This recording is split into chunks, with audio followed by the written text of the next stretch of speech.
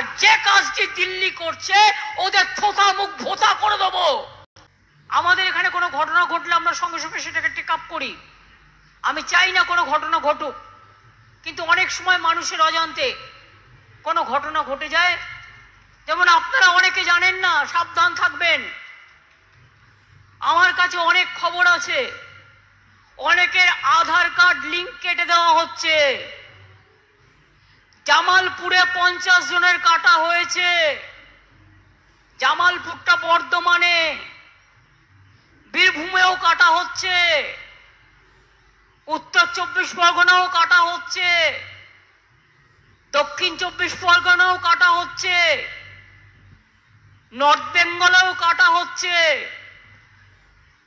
প্রথমে বলবে আধার না হলে তুমি চোখে দেখবে আধার, তোমার ব্যাংক অ্যাকাউন্ট হবে না, তুমি কোনো সুযোগ পাবে না। কোন অধিকারে তুমি কাউকে না জিজ্ঞেস করে তার আধার কার্ড কেটে নিচ্ছ? লজ্জা করে না?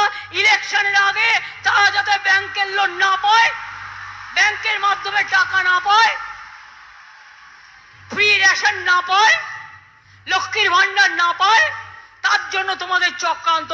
আমি পরিষ্কার বলে যাচ্ছি, আমার চিফ সেক্রেটারি সহ অন্যান্যরা এখানে আছেন, আধার কার্ড নো আধার কার্ড আমাদের কোনো স্কিম বন্ধ হবে না। আমরা আমাদের কার্ডের মাধ্যমে আমরা স্টেট গভর্নমেন্ট চালিয়ে যাব। আর যে কাজটি দিল্লি করছে ওদের থোতা মুখ ভোতা করে দেবো।